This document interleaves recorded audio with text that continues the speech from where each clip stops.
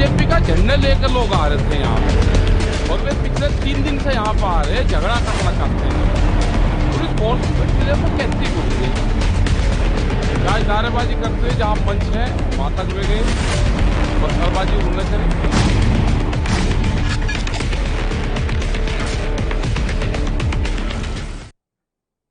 नमस्कार, ये NB news देख रहे हैं आप। मैं हूं आपके साथ पल्लवी राजपूत और हमारे खास कार्यक्रम खबरनामा में एक बार फिर से आप सभी का स्वागत है। और आज हम बात करेंगे किसान आंदोलन के बारे में। किसान आंदोलन के बीच आज जबरदस्त तकरार देखने को मिली है। जी हां, गाजियाबाद के दिल्ली यूपी गाजीपुर बॉर्डर पर जारी किसान प्रदर्शन के बीच आज भयंकर बवाल देखने को मिला है।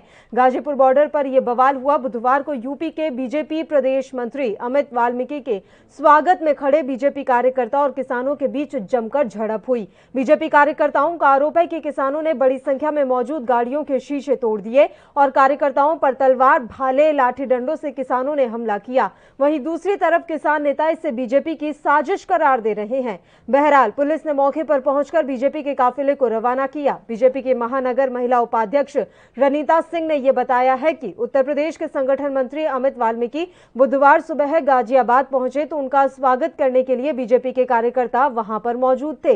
उनमें महिला कार्यकर्ता भी शामिल थी। अचानक ही धरने पर बैठे किसानों ने जमकर हंगामा करना शुरू कर दिया और मौजूद कार्यकर्ताओं पर लाठी डंडों और तलवार भाले से हमला कर दिया। वहीं दूसरी तरफ किसान नेता जगतार सिंह बाजवा ने कहा कि बीजेपी किसानों के आंदोलन को बदनाम किए जाने का प्रयास कर रही है। किसानों में उनके साथ कोई भी मारपीट नहीं की है और न ही किसी की गाड़ी तोड़ी है, बल्कि वहां मौजूद कुछ बीजेपी के कार्यकर्ताओं ने खुद ऐसा किया।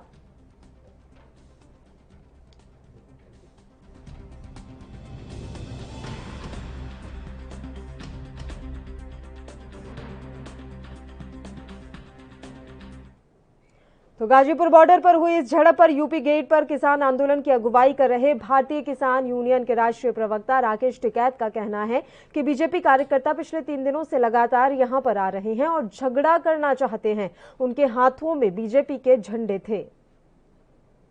कुछ बीजेपी का झंडा लेकर लोग आ रहे थे यहाँ, और वे पिछले 3 दिन से यहाँ पर आ रहे हैं, झगड़ा करना चाहते हैं। पुलिस फोर्स भी बैठी है, उन्हें कहती कुछ नहीं।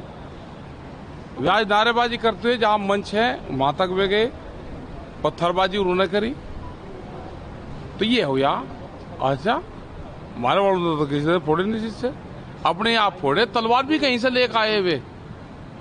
मतलब अगर बीजेपी वालों में इतनी हिम्मत होगी, ताकत होगी कि वे तलवार भी खोज कर ले जाएंगे। अगर तलवार होती तो तलवार, किसी के हाथ से तलवार खुजती है? तलवार तो जो गाड़ी में छुपा कर जावे वही दिखाता है, लेकर भाग जा। ये पूरा 3 दिन से क्या कर रहे हैं यहाँ पे? हर रोज आते हैं, यही पानीपत टोल पर आ रहा है। मतलब एक ही तरह की सिचुएशन पैदा करते हैं।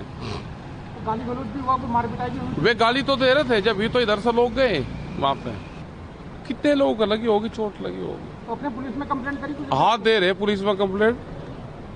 पुलिस यहाँ मौके पे थी तो आप लोगों ने उनसे कहा, तो क्या कहा उन लोगों ने? पुलिस वाले तो और ही नहीं लग रहे थे, कहने कुछ नहीं कहा। पुलिस तो नहीं की है। पुलिस किसकी है?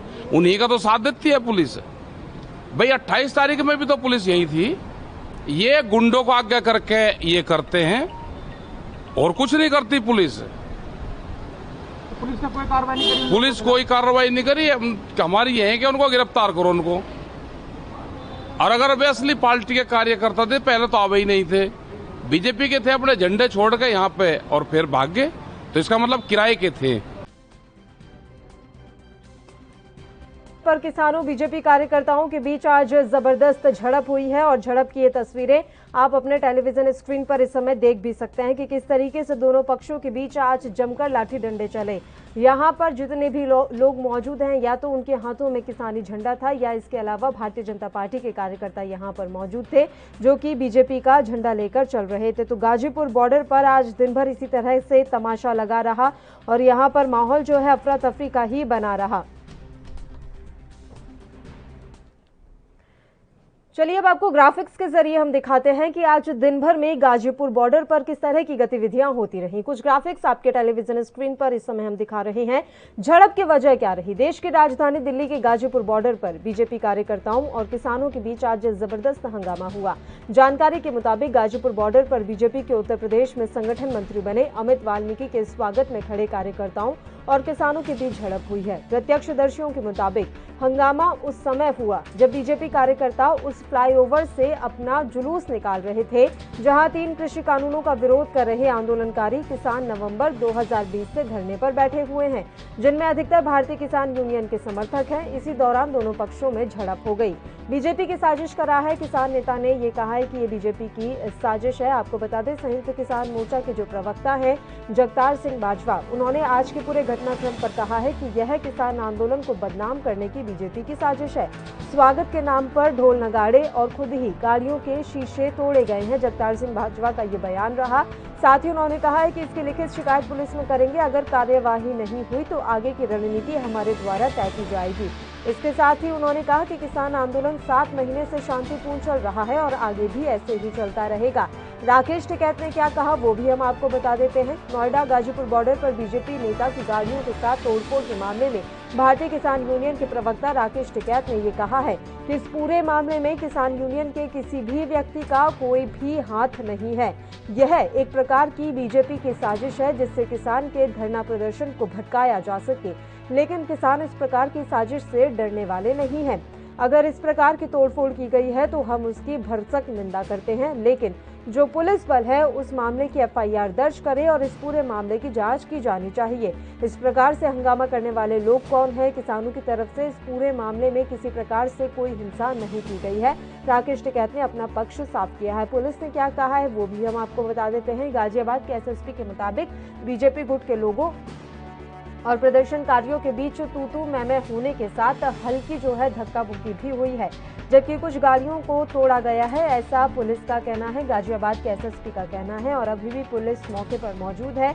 अभी इस मामले में कोई एफआईआर दर्ज हालांकि नहीं हुई है, जबकि पुलिस पूरी जानकारी इस मामले की जुटा रही है और पुलिस ने समय रहते मामले को शांत करवा दिया। गाजीपुर बॉर्डर पर आज दिन भर क्या कुछ घटनाक्रम रहा, ये हमने आपको ग्राफिक्स के जरिए समझाने की कोशिश की है।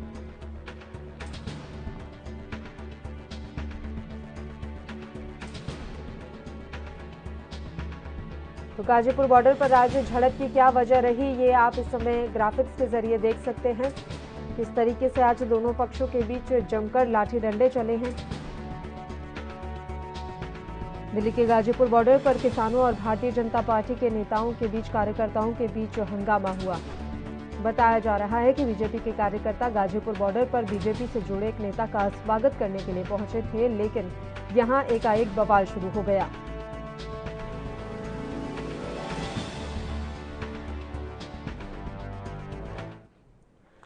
और चलिए अब इस मसले पर चर्चा की शुरुआत कर लेते हैं। सबसे पहले हमारे साथ भारतीय जनता पार्टी से खेमचंद शर्मा जी हमारे साथ लाइव जुड़ गए हैं। खेमचंद जी, स्वागत करती हूं आपका एएनबी न्यूज पर।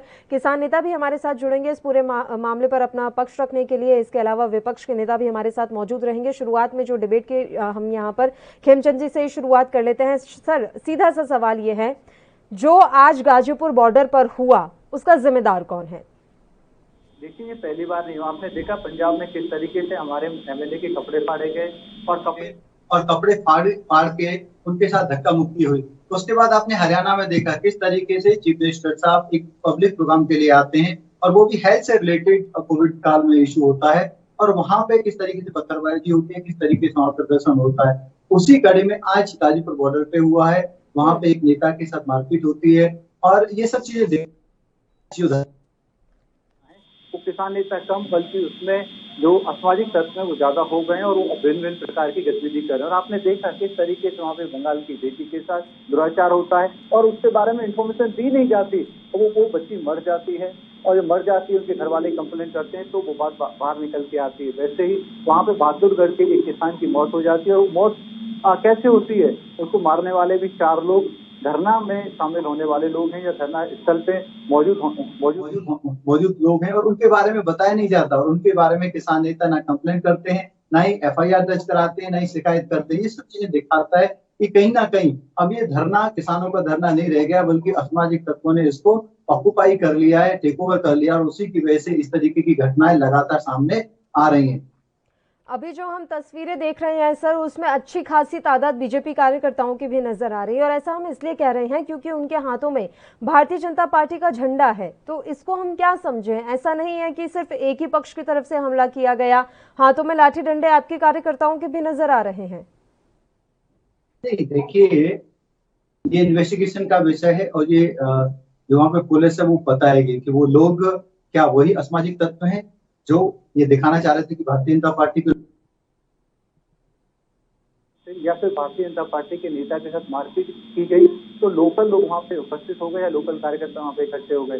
ये विषय तो इन्वेस्टिगेशन के बाद सामने आएगा, लेकिन ये निश्चय है और ये हम सभी जानते हैं कि वहाँ पे भारतीय जनता पार्टी के नेता के साथ मारपीट होती है। ये पहले नहीं हो रही है, ये पंजाब में हुआ है, ये हरियाणा में बार बार हुआ है, ये माननीय मुख्यमंत्री जी के साथ हुआ है और यूपी में भी कुछ जगह ये करने की कोशिश की गई कि हमारे नेता, हमारे एमएलए, हमारे मंत्री जब गांव में जा रहे थे तो वहाँ पे गांव में घुसने नहीं दिया गया। ये सब चीज दिखाती है कि कहीं ना कहीं चोर की दाढ़ी में तिनका और उसी की वजह से चीजें हो रही हैं। राकेश टिकैत ये कह रहे हैं कि ये जो तोड़फोड़ आज की गई है ये भारतीय जनता पार्टी के द्वारा ही करवाई गई है ताकि हमारे आंदोलन को बदनाम किया जा सके।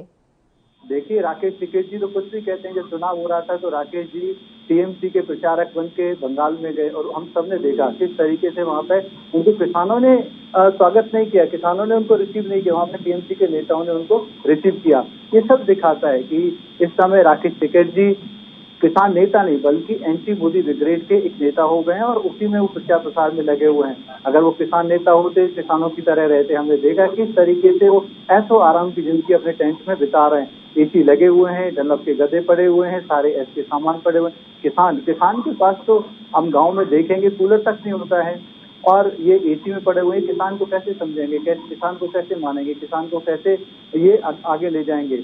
तो किसान की बात होती तो बात इस तरीके की होती नहीं, क्योंकि किसान हमारा कभी भी मार्केट में विश्वास नहीं रखता, कभी भी वो किसी को बुरा नहीं करता और किसी के साथ इस तरीके की अभद्रता नहीं करता। किसान अपनी बात शालीनता से करता है, किसान सेवा करता है, किसान सबका पेट भरता है, किसान किसी का पेट काटने का काम नहीं करता। और अभी जब बिल होल्ड पे है, महामारी चल रही है, उस समय नाटक नोटंकी जगह जगह कर रहे हैं। इससे सब चीज सामने आ चुकी हैं और जिस तरीके से जो असामाजिक तत्व हैं या असामाजिक गतिविधियां वहां पर सीख पकड़ रही हैं, उससे भी इनका सब जो चिट्ठा है, काला चिट्ठा है, वो सबके सामने आ गया है। आपने देखा वहाँ पे मर्डर हो रहे हैं, वहाँ पे बलात्कार हो रहे हैं, वहाँ पे मारपीट हो रही है, वहाँ पे और भी बहुत सारी असामाजिक गतिविधियां हो रही हैं जो नहीं होनी चाहिए या धरने और प्रदर्शन में ऐसी कभी गतिविधियां नहीं दिखाई देती। तो अपने आप में बहुत कुछ। जब आपको पता है सर कि वहाँ पर इतनी ज्यादा इस तरह की गतिविधियां हो रही हैं तो कार्रवाई की जा रही है, क्या की जा रही है? अभी आप कह देंगे कि ये तो अंडर इन्वेस्टिगेशन है और वाकई में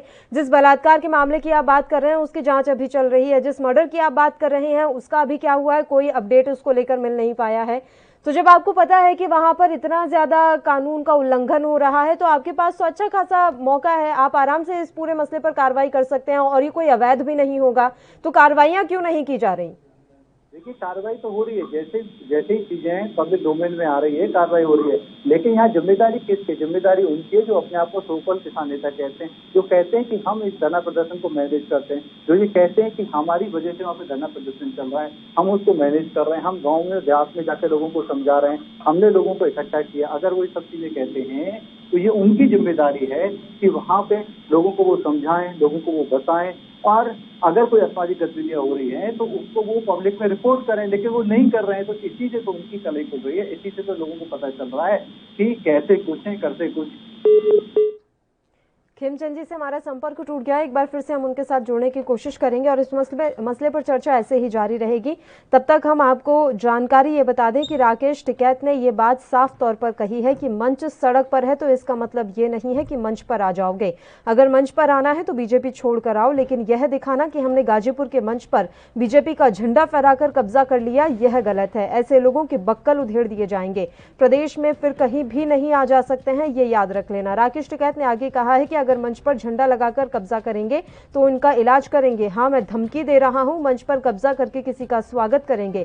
पुलिस की मौजूदगी में बीजेपी के लोग मंच पर कब्जा करना चाहते थे। अगर मंच इतना प्यारा है तो आंदोलन में शामिल हो जाओ, ऐसी बीमारी क्यों है? वहीं भारतीय किसान यूनियन का कहना है कि बीजेपी के कार्यकर्ताओं ने आज गाजीपुर बॉर्डर पर फ्लाईओवर के बीच मंच के पास भारी संख्या में जमा होकर किसी नेता के स्वागत के बहाने ढोल बजाकर आंदोलन विरोधी नारे लगाए। भाकियों कार्यकर्ताओं के मना करने पर लाठी डंडों से हमला किया गया, जिसमें कई किसान घायल हुए हैं। वहीं अगले ट्वीट में भारतीय किसान यूनियन ने कहा कि बीजेपी अब आंदोलन को हिंसा से तोड़ना चाहती है।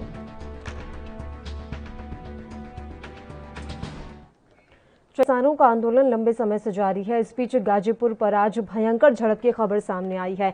यहां बीजेपी कार्यकर्ताओं और आंदोलनरत किसानों के बीच में झड़प हो गई और इस झड़प के बीच मारपीट और तोड़फोड़ भी की गई है। इसी मसले पर आज खबरनामा में हम चर्चा कर रहे हैं और दो मेहमान इस समय हमारे साथ जुड़े हुए हैं। रवि वर्मा जी हमारे साथ जुड़ गए हैं, जो कि नेता हैं कांग्रेस से, और खेमचंद जी पहले से ही हमारे साथ बने हुए हैं। एक बार फिर से दोनों मेहमानों का स्वागत करती हूँ एनबी न्यूज पर। चलिए रवि जी, अब आपके साथ शुरुआत कर लेते हैं। सर, आज जो कुछ भी हुआ गाजीपुर बॉर्डर पर, उस पर आपकी प्रतिक्रिया, और दूसरा, आंदोलन ठीक है, विरोध करना सही है, लेकिन ये मारपीट और तोड़फोड़, इसे आप कहां तक जायज ठहराएंगे? रवि वर्मा जी, आवाज मिल रही है आपको? रवि वर्मा जी, मेरी आवाज पहुंच रही है आप तक?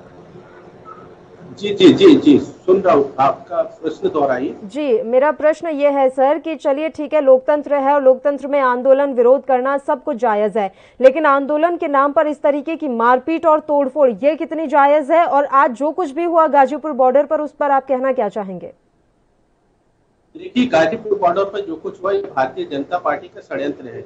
भारतीय जनता पार्टी इस तरह के षड्यंत्र करके लगातार किसानों के आंदोलन को कमजोर करना चाहती है। आपने पूर्व में देखा होगा, दीप सुद्दू से लेकर ऐसी तमाम घटनाएं हुई जो भारतीय जनता पार्टी के चेहरे को बेनकाब करती है। भारतीय जनता पार्टी किस तरीके से किसानों के आंदोलन को कुचलना चाहती है, यह पूरा देश देख रहा है। आज विगत 7 माह से देश का अन्नदाता अपनी जायज मांगों को लेकर तमाम कर रहा है, लेकिन भारतीय जनता पार्टी की हट धर्मिता और उनका घमंड एक रत्ती भर भी जो है कम नहीं होता है, और सरकार लगातार किसानों को आंदोलन को तोड़ने का कार्य कर रही है। ये आप कैसे कह पा रहे हैं सर कि आज जो कुछ भी हुआ वो साजिश के तहत हुआ? अगर मान लेते हैं कि आज जो कुछ भी हुआ वो साजिश के तहत हुआ, तो हरियाणा में तो हर तीसरे दिन हम इसी तरह की कोई घटना देख रहे हैं, जहां कोई अगर मंत्री निकलता है, विधायक निकलता है, तो इसी तरीके से तोड़फोड़ या झड़प की खबरें आ जाती हैं, उनका विरोध किया जाता है। बीच में बलात्कार की भी खबरें आई थी किसान आंदोलन को लेकर, जहां धरना चल रहा है वहां एक महिला के साथ बलात्कार किया गया जो कि बंगाल की थी। तो इन तमाम खबरों के बीच में आज फिर से ये खबर आती है और हम ये कह दें कि ये तो सिर्फ साजिश है और चुप बैठ जाए। रवि जी तक आवाज नहीं पहुंच पा रही है, शायद एक बार फिर से उनका दोबारा फोन पैच करवा लेते हैं, उन तक मेरा सवाल नहीं पहुंच पा रहा है। खेमचंद शर्मा जी, जिससे पूछोगे आप वो यही कहेगा कि ये आपकी साजिश है। देखिए, हमारी साजिश होती तो जैसा आपने बोला, हमारे पास शक्ति भी, हमारे पास मौका है, हम इनको वहां से उठा चुके होते, लेकिन भारतीय जनता पार्टी वैसा करना नहीं चाहती। भारतीय जनता पार्टी इनको समय देना चाहती है, मौका देना चाहती है, और अपने आप ही जो गलत लोग हैं वो जनता के सामने एक्सपोज हो रहे हैं। लगातार वहां पे असामाजिक गतिविधियां हो रही हैं, और हमने देखा सिर्फ हरियाणा में नहीं, पंजाब में भी, वहां पे जो पब्लिक रिप्रेजेंटेटिव है, एमएलए जो है, हमारे चुने प्रतिनिधि है, उनके साथ मारपीट की जाती है, उनके कपड़े फाड़ दिए जाते हैं, उनके साथ धक्का मुक्की की जाती है, उनकी गाड़ियां तोड़ दी जाती हैं। हरियाणा में तो सीएम और मंत्रियों तक को नहीं बख्शा जाता, उनके जो काफिले पे पत्थर फेंके जाते हैं। और कोविड काल में जहाँ पे हॉस्पिटल का उद्घाटन किया जा रहा है, मेडिकल फैसिलिटी यहाँ पे एस्टेब्लिश की जा रही है, जिसको शुरू करने के लिए माननीय मुख्यमंत्री या मंत्री जी जाते हैं, वहां भी पत्थरबाजी की जाती है। और जब कोविड फैला हुआ है उस समय धरना प्रदर्शन किए जाते हैं। ये सब दिखाता है कि अब पर्सनल जो बेनिफिट है वो हावी कर गए, जो किसानों के मुद्दे थे वो खत्म हो चुके हैं। किसान भी जानते हैं कि वो जो तीनों कानून है वो तो होल्ड पे है, कोर्ट में केस है, और जो कोर्ट की जो कमेटी है सभी को सुन रही है, सभी को सुनने के बाद यहाँ जो बॉर्डर पर इतनी भीड़ लगी हुई है सर, और हर महीने की 26 तारीख को हम देखते हैं कि लोग ट्रैक्टर लेकर पहुंच जाते हैं, माफ कीजिएगा, ये लोग कौन है? मुझे एक बात बताइए, ये हैं कौन जो हर महीने की 26 तारीख को कोई ना कोई ट्रैक्टर यात्रा कर रहे हैं, वहां पर रोजाना इतनी भीड़ बॉर्डर्स पर जमा रहती है? ये लोग हैं कौन, कहाँ से आ रहे हैं? देखिए, कहाँ से आ रहे हैं तो हमारे भारतीय, मैं ये नहीं कहूंगा कि पाकिस्तानी है, लेकिन इन सबके अपने पर्सनल इंटरेस्ट है। कोई अपने आप पॉलिटिक्स में आना चाह रहा है, कोई पॉलिटिकल पार्टी के थ्रू काम कर रहा है, किसी के कुछ इंटरेस्ट है, किसी के कुछ इंटरेस्ट है। अब यहाँ पे किसानों के इंटरेस्ट के लिए वो लोग नहीं बैठे हुए हैं, अपनी पर्सनल राजनीति चमकाने के लिए, चेहरा चमकाने के लिए, ग्रुपबाजी करने के लिए, या जो उनको फंडिंग हो रही है उस फंडिंग को जस्टिफाई करने के लिए वहां पे वो एक्टिविटी करते हैं, और उसी के तहत ये सारा कुछ चल रहा है। और असामाजिक तत्वों ने पूरी तरीके से आंदोलन को अंडरटेक कर लिया है। इस समय किसान वहां पे नहीं है, असामाजिक तत्व वहां पे हैं, क्योंकि फंडिंग आ रही है, फंडिंग को वो एंजॉय कर रहे हैं, रिसोर्सेज को एंजॉय कर रहे हैं, और उसी के तहत वो ना चाहते हुए भी, क्योंकि जिसका जैसा बिहेवियर होता है वो कभी ना कभी पब्लिक के सामने आ जाता है, उसी के कारण वहां पे बलात्कार हो रहे हैं, उसी के कारण वहां पे हत्याएं हो रही है। हत्या क्यों होती है? हत्या इसलिए हो रही है कि वो किसी ना किसी सच्चाई को दबाने की कोशिश कर रहे हैं, और सच्चाई को दबाने के चक्कर में वो लोगों को मार रहे हैं। और वो भी किसको मार रहे हैं? किसानों के बेटों को मार रहे हैं, किसानों की बेटियों को मार रहे हैं। और किसानों के बेटे बेटियों के साथ ही मारपीट कर रहे हैं, क्योंकि जो हमारे नेता हैं वो भी तो किसानों के बेटे बेटियां हैं, उनके कपड़े फाड़ते हैं, उनके साथ मारपीट करते हैं, उनकी गाड़ियों को तोड़ते हैं। ये सब चीज दिखाती है कि अब आंदोलन आंदोलन नहीं रह गया, अब ये मुद्दे का आंदोलन नहीं रह गया, बल्कि अपने फायदे का आंदोलन हो गया, अपने बेनिफिट का आंदोलन हो गया, राजनीतिक आंदोलन हो गया है। इसीलिए वहां पे असामाजिक चीजें हो रही हैं, इसीलिए वहां पे ऐसी चीजें हो रही हैं जो नहीं होनी चाहिए। और मेरे को ऐसा लगता है कि लगातार ऐसा ही चलता रहेगा, लोगों के सामने एक्सपोज हो जाएगा और इनको खुद ही वहां से हटना पड़ेगा, खुद ही भागना पड़ेगा। रवि जी, आवाज मिल रही है आपको मेरी? जी जी सर, सवाल सीधा सा ये है कि क्या आपकी पार्टी भी इस तरह की गतिविधियों को सपोर्ट कर रही है, जो मारपीट, जो तोड़फोड़ लगातार हुई जा रही है किसान आंदोलन के नाम पर? क्या कांग्रेस पार्टी इसका समर्थन करती है? नहीं, कांग्रेस पार्टी किसी भी हिंसा का समर्थन नहीं करती है, लेकिन कांग्रेस पार्टी किसानों की जायज मांग का समर्थन करती है और उनकी जायज मांगों को मानने के लिए तैयार नहीं है, जिस वजह से लोकतंत्र में जो अधिकार है वे अपने धरने पर बैठे हैं। लेकिन भारतीय जनता पार्टी के मंत्रियों के आपने देखा होगा कि पूर्व में जिस तरह से बयान आए, मंत्रियों ने, विधायकों ने, उनके नेताओं ने जिस तरह से किसानों को अपमानित किया, उनके हट धर्मिता को दर्शाता है। भारतीय जनता पार्टी आखिर ऐसी क्या बात है भाई, कानून के रूप में चाहते हैं ना अपनी जायज मांगों को पूरा कर देना। आखिर सरकार किस हद तक जाना चाहती है, इस सरकार को आखिर घमंड किस बात का है? तो जब अब मसले की सुनवाई सुप्रीम कोर्ट में चल रही है, सुप्रीम कोर्ट ने इन कानूनों पर अभी 2 साल के लिए रोक लगाई हुई है, तो आपको कोविड के ही काल में ये सब कुछ करना है? जी, मैं वही जानना चाह रही हूँ ना सर, कि आप विपक्ष में हैं, आप उनका समर्थन कर रहे हैं, हम भी उनका समर्थन कर रहे हैं किसानों की जायज मांग का, लेकिन क्या किसी चीज का वक्त नहीं देखा जाता?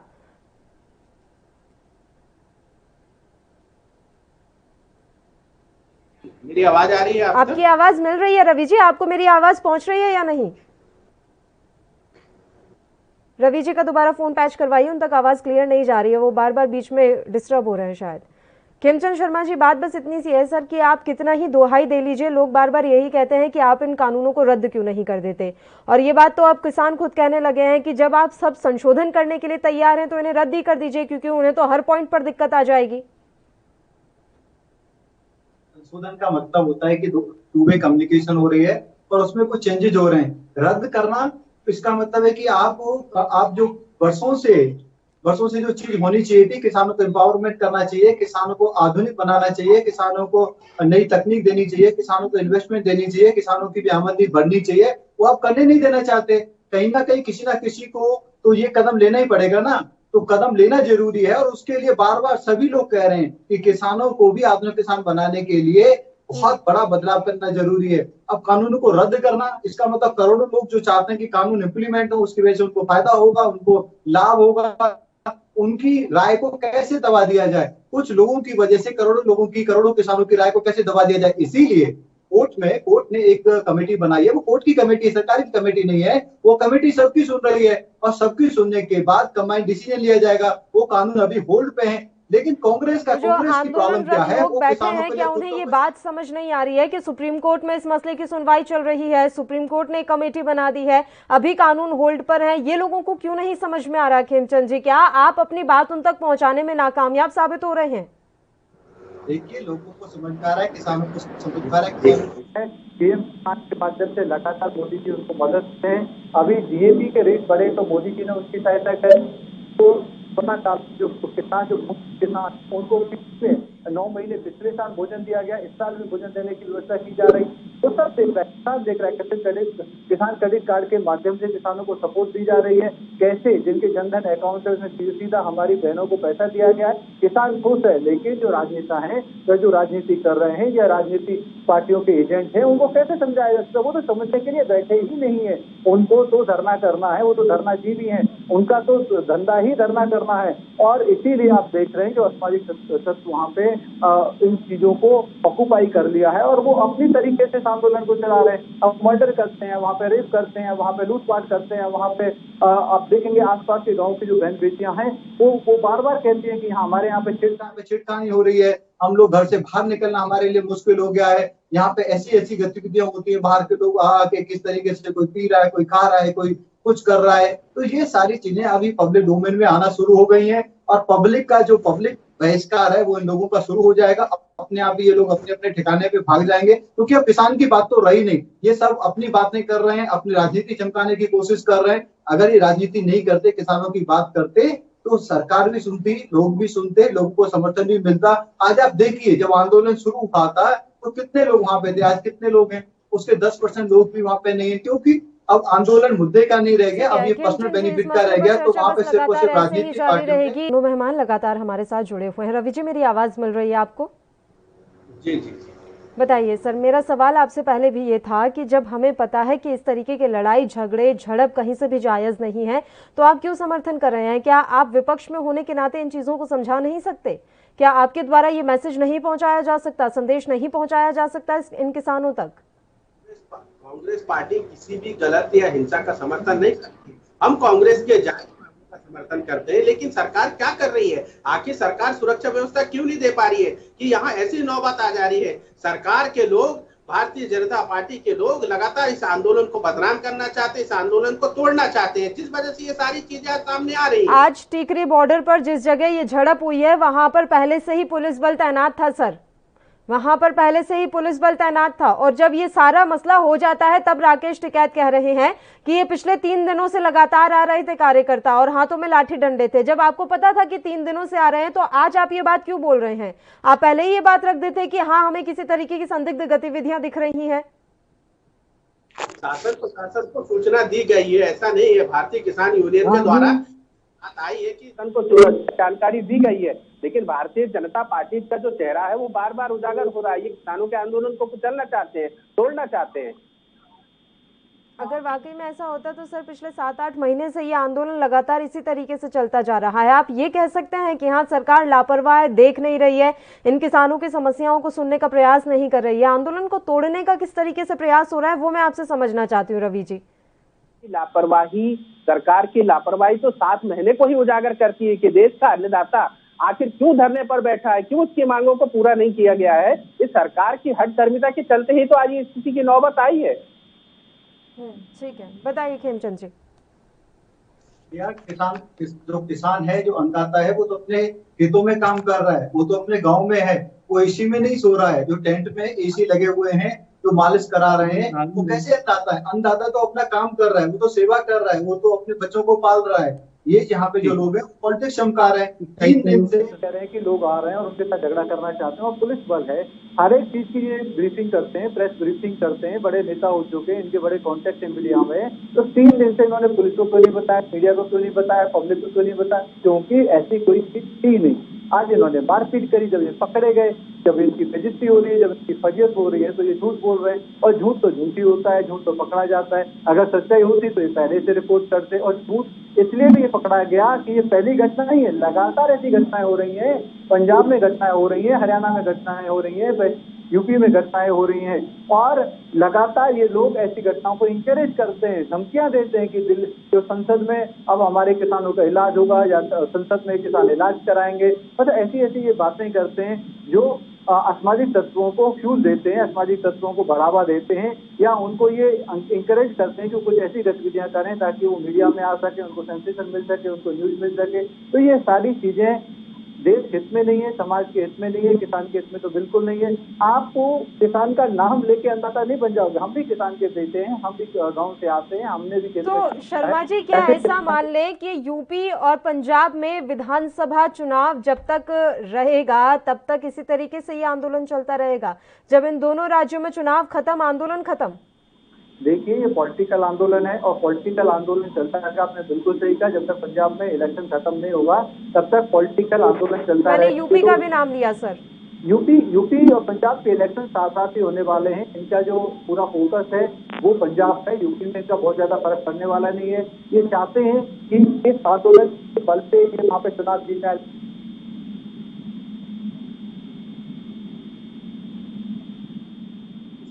नहीं दे पा रहे हैं, किसान वहां पे अपना धान की पौध नहीं लगा पा रहा है, सिंचाई नहीं दे पा रहा है, पानी नहीं दे पा रहा है, और ये ऐसी बातें करते हैं। और किसान दूसरी तरफ मोदी जी को भी देख रहा है, डीएपी के रेट बढ़ जाते हैं तो सब्सिडी बढ़ा के किसान के पैसे को बचाने का काम किया जा रहा है। पीएम किसान के माध्यम से सीधा पैसा दिया जा रहा है, और बैंक प्रचुर मात्रा में उनको लोन दें, उसकी व्यवस्था की जा रही है। रवि वर्मा जी। हो गया सर, ठीक है। रवि जी, आवाज मिल रही है आपको? जी जी जी। सर, आप सुन रहे हैं तमाम बातें, सरकार की तरफ से प्रयास किए जा रहे हैं, और दूसरी बात यह है कि बातचीत का ये जो रास्ता है वो दोबारा किस तरीके से खुल पाएगा?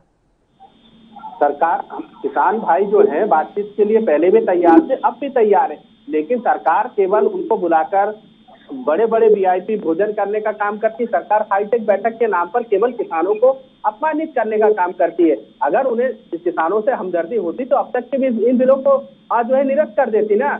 मैं आपसे सवाल ये कर रही हूँ सर, सुप्रीम कोर्ट में इस मामले की सुनवाई चल रही है, आप भी जान रहे हैं, सुप्रीम कोर्ट ने कमेटी भी बना दी है, तो क्या अब हमें सुप्रीम कोर्ट पर भी भरोसा नहीं है? देश की सर्वोच्च संस्था जिस पर सभी को भरोसा होता है, अब हम उस पर भी भरोसा करना छोड़ दें? भरोसा है, न्यायालय पर बिल्कुल भरोसा है, लेकिन जिस समिति का गठन किया गया था उनके बयान देखे गए पूर्व में, जिस तरह से वो सरकार के साथ खड़े हुए थे, जिस समितियों का गठन किया गया था उसके जो सदस्य किए गए थे उनके चेहरे को भी देखा है ना देश ने। क्या वो जो समिति के सदस्य थे वो सरकार की तरफ से सुझाए गए थे या सुप्रीम कोर्ट की देखरेख में वो समिति बनी थी? नहीं, जो सरकार की तरफ से सुझाए गए थे जो सदस्य, मैं उनकी बात कर रहा हूँ। जी, तो आप क्या चाहते हैं कि फौरन इन कानूनों को निरस्त कर दिया जाए बिना किसी बातचीत के, और आपको लगता है कि उसके बाद ये आंदोलन खत्म हो जाएगा? हम न्यायालय का जो भी आदेश आएगा, न्यायालय अपना आदेश जो लाएगा उसका बिल्कुल समर्थन करते हैं, लेकिन सरकार जो है बड़े से बड़े जो अमेंडमेंट ला सकती है, बिल ला सकती है, तो एक बिल इसके लिए क्यों नहीं, इस काले कानून को क्यों नहीं वापस कर देती है सरकार? और अभी जब हम देख रहे हैं कि सुप्रीम कोर्ट ने तो वैसे अगले 2 साल तक के लिए इन कानूनों पर पाबंदी लगा दी है, इनका अभी कोई ये लागू नहीं हो रहे हैं, तो उस बीच में ही हम इस तरीके से उपद्रव यहाँ पर मचा रहे हैं कि हरियाणा में अगर कोई भी भारतीय जनता पार्टी का नेता या विधायक निकलता है तो उसका घेराव कर लिया जाता है, फिर झड़प शुरू हो जाती है। नहीं, घेराव नहीं करते, किसान भाई अपनी ज्ञापन लेके जाते हैं, उनसे बातें करते हैं, लेकिन उनके जो किसान आज कौन सा ज्ञापन लेकर आए थे किसान भाई? नहीं, आज नहीं गए, लेकिन वहां पे जिस तरह का किसान भाइयों के साथ व्यवहार किया गया, किसान विरोधी नारे लगाकर उन्हें जिस तरीके से अपमानित किया गया है, ये उसी से जुड़ी हुई घटना है लगभग।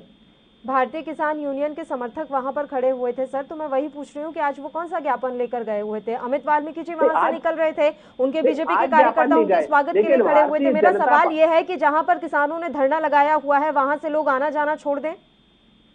नहीं, आना जाना कतई ना छोड़े, किसान भाइयों ने उनको बिल्कुल जगह दी गई है। आपको शायद पता होगा सर, आपको शायद पता होगा सर, टीकरी बॉर्डर पर भी जो वहां के स्थानीय लोग हैं उन्होंने एक पंचायत बुलाई थी, और वो पंचायत इसलिए बुलाई थी कि ये बॉर्डर खाली करवाओ क्योंकि वहां के स्थानीय व्यापारियों को काफी नुकसान हो रहा है, क्योंकि वहां से आने जाने नहीं दिया जा रहा किसी को। आप समझ रहे हैं कि वहां के व्यापारी भी अब इस चीज से परेशान होने लगे हैं, जो बॉर्डर के आसपास का एरिया है और वहां के जो लोग हैं। किसान भाइयों ने हर तरीके की राहत दे रखी है, दिक्कत केवल जो है भारतीय जनता पार्टी को है कि कैसे आंदोलन को कमजोर किया जाए। मैं पुनः उस बात को दोहरा रहा हूँ, दिक्कत केवल भारतीय जनता पार्टी को है कि किसान आंदोलन कैसे खत्म हो।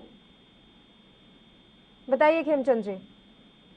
देखिए, फोन बीच में कट गया था, आप एक बार सवाल दोहराएंगे तो अच्छा रहेगा। सर, मैं पूछ रही थी अभी रवि वर्मा जी से कि वहाँ टिकरी बॉर्डर के आसपास और हरियाणा दिल्ली का जो बॉर्डर है, जितने भी वहाँ के स्थानीय व्यापारी हैं वो इस समय काफी परेशान हैं, और उन्होंने बीच में एक महापंचायत भी बुलाई थी कि इस बॉर्डर को खाली करवाया जाए ताकि उनके व्यापार को ज्यादा नुकसान ना हो। तो रवि वर्मा जी का ये कहना है कि किसानों ने सबको राहत दी हुई है, आप सिर्फ इस आंदोलन को बदनाम करने की साजिश रच रहे हैं। नहीं, ये तो जग जा रहे हैं कि वहाँ के आसपास के व्यापारी, आसपास के गांव वाले सब लोग परेशान हैं, और हमने देखा कोविड काल में इवन ऑक्सीजन के जो टैंकर थे उनको भी डाइवर्ट होके दिल्ली में आना पड़ा, घंटों उनको ज्यादा लगे और उसकी वजह से भी बहुत सारी जानें गई।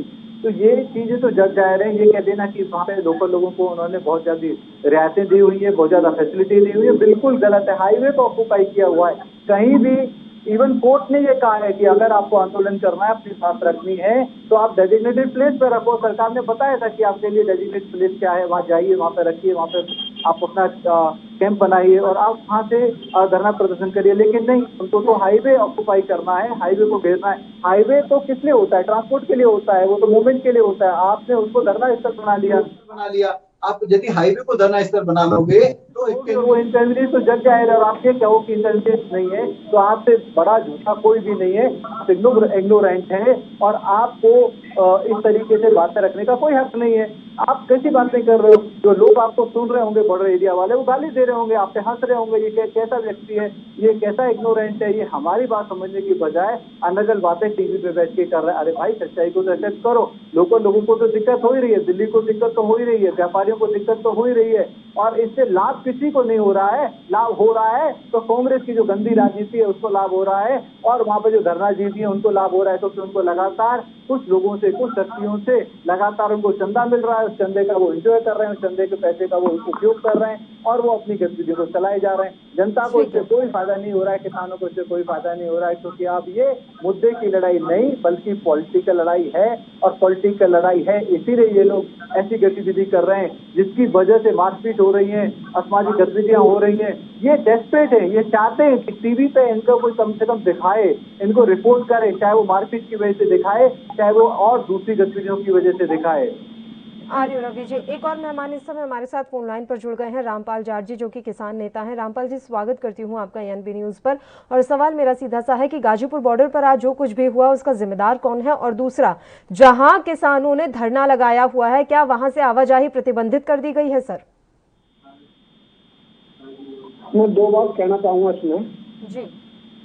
जब किसानों ने दिल्ली की ओर कूच किया उस समय सारे अवरोध खड़े किए थे सरकार ने,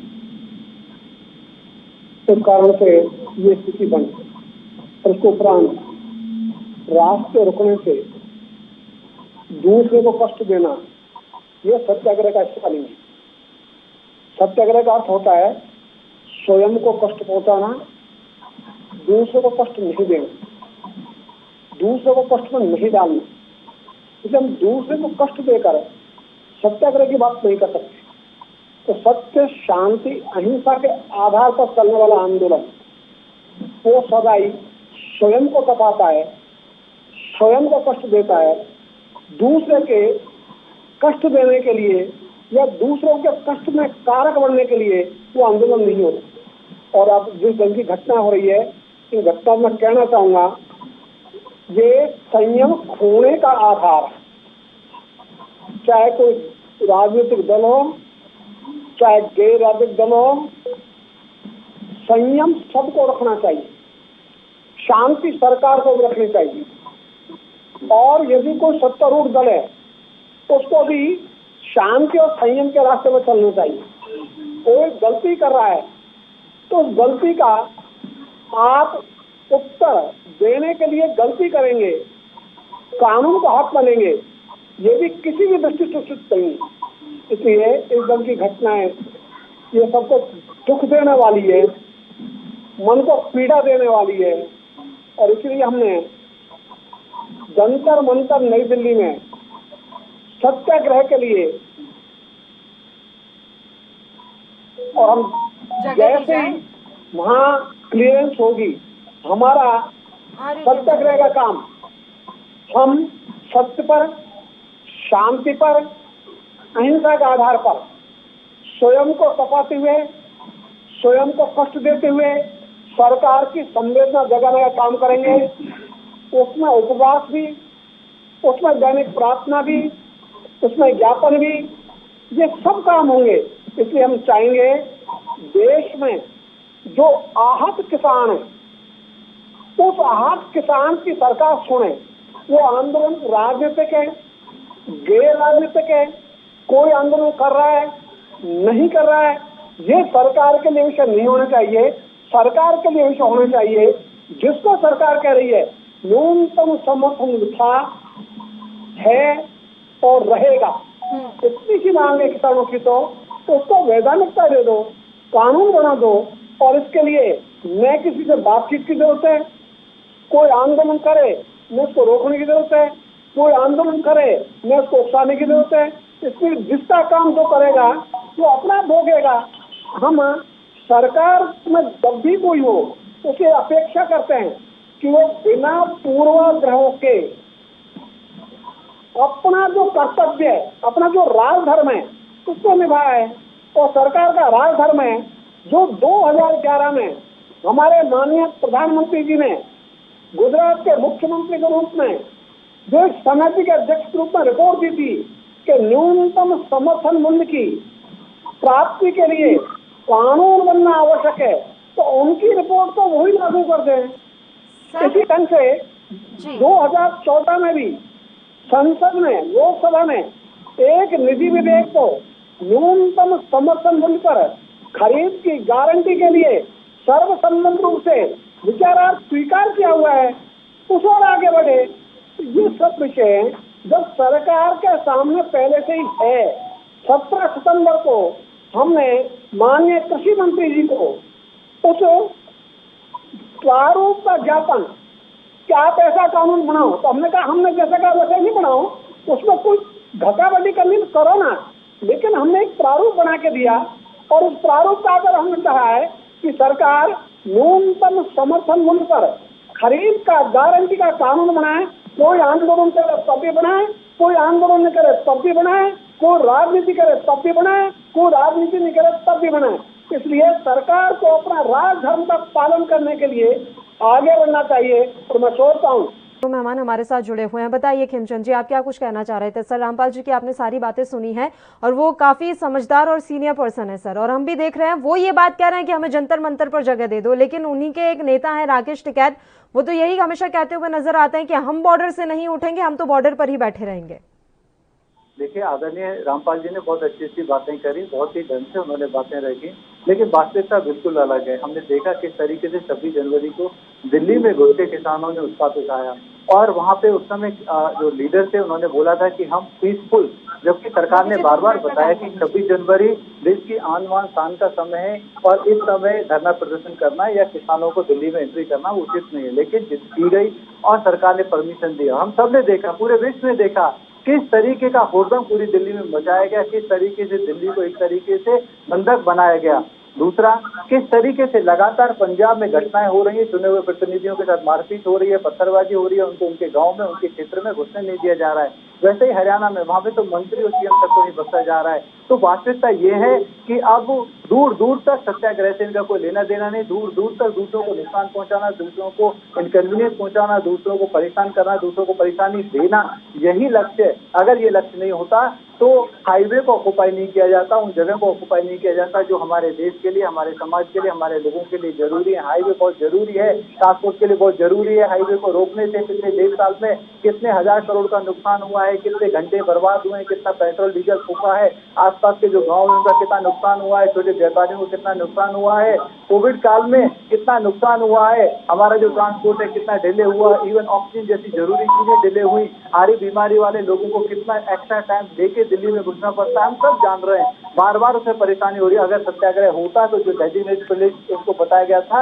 वहां बैठ के सत्याग्रह हो सकता था। सत्याग्रह तो कहीं भी हो सकता है, अगर व्यक्ति के वॉइस में दम है, अगर व्यक्ति के कंसेप्ट में दम है, अगर मुद्दे में दम है तो कहीं से भी आवाज उठती है, उसको मानना पड़ता है। और दूसरा, अब जब वो तीनों के तीनों बिल होल्ड पे हैं तो उससे आंदोलन करना। अब बात आती है एमएसपी की। अरे भैया, एमएसपी तो पहले भी ये एडमिनिस्ट्रेटिव अरेंजमेंट था।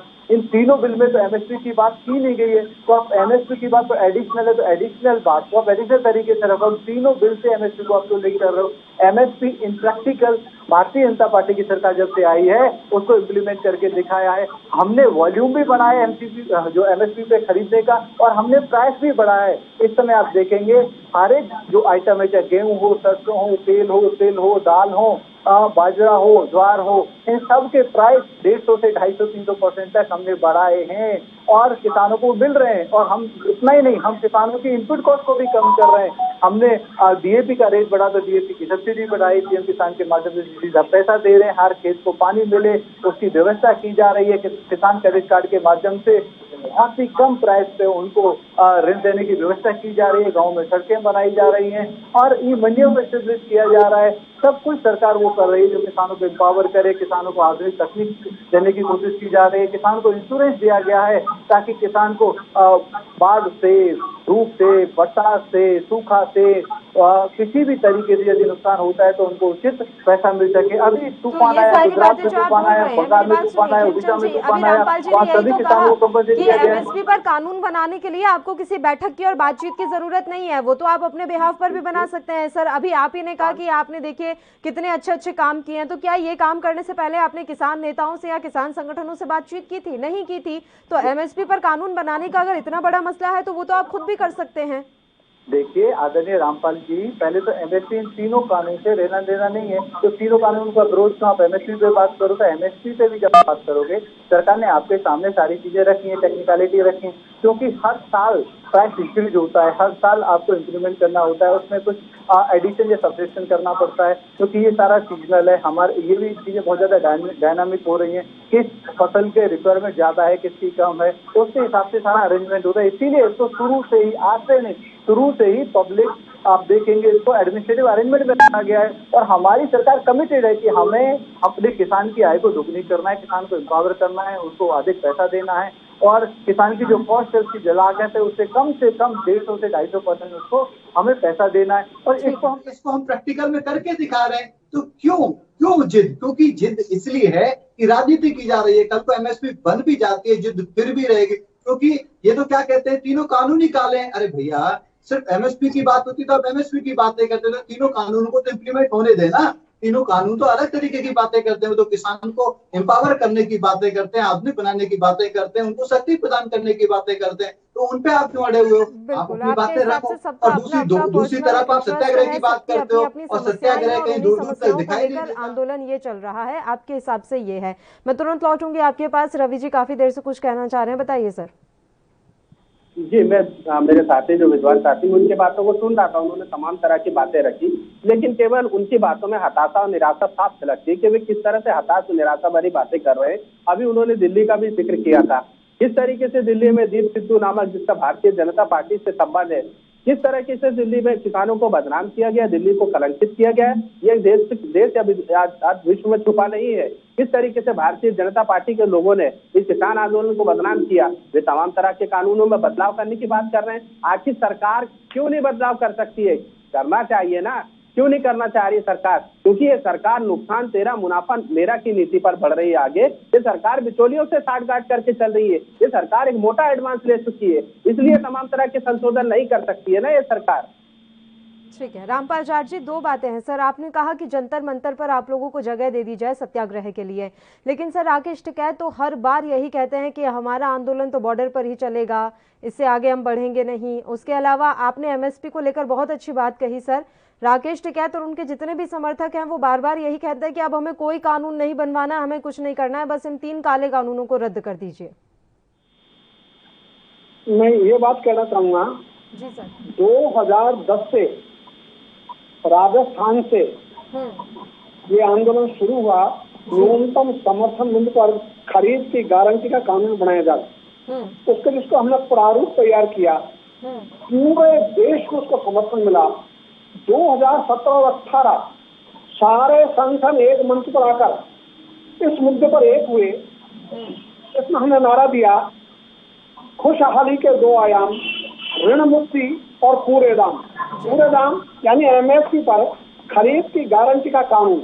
और ये हमने नहीं कहा, कृषि लागत एवं मूल्य आयोग जो भारत सरकार की रिकमेंडेटरी संस्था है, उसने 3 बार 3 वर्ष तक ये रिकमेंड किया कि न्यूनतम समर्थन मूल्य पर खरीद की गारंटी का कानून बनाया जाए।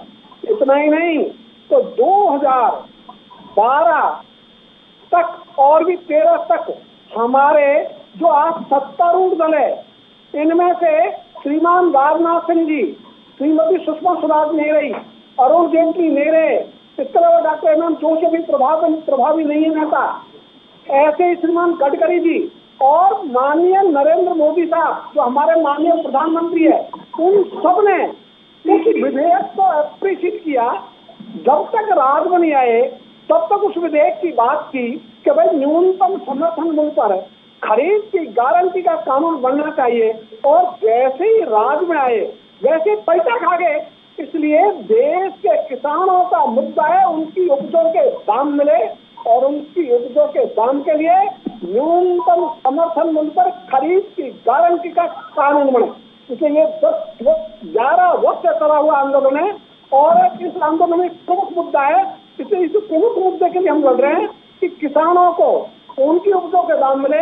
और जो लगातार कहा जा रहा है सरकार ने बिल्कुल, देखिए सर, हम तो यही चाहते हैं कि आप लोगों की जो जायज मांगे हैं उन पर सरकार जरूर ध्यान दे, लेकिन आंदोलन के नाम पर जो राजनीति हो रही है, आंदोलन के नाम पर जो झड़प और तोड़फोड़ हो रही है, ये कहीं से जायज नहीं है। तो इस पर भी रोक लगनी चाहिए और सरकार से भी यही मांगे कि आप लोगों के मुनाफे और जायज जो मांगे हैं उन पर ध्यान जरूर दिया जाए। समय की कमी है इसलिए मैं आप लोगों को रोक रही हूँ। आप तीनों ही मेहमानों का बहुत बहुत शुक्रिया तमाम चर्चा करने के लिए, आप हमारे साथ जुड़े। तो किसानों के आंदोलन के बीच आज गाजीपुर बॉर्डर पर झड़प की भयानक तस्वीरें सामने आई हैं जिसने सबको चौंका दिया है। खैर, ये तो आने वाला वक्त बताएगा कि किसानों की मांगों पर सरकार कब ध्यान देती है। इसी के साथ खबरनामा में फिलहाल के लिए इतना ही। मुझे दीजिए इजाजत। देश प्रदेश की तमाम ताजा खबरों के लिए आप बने रहिए हमारे साथ। नमस्कार।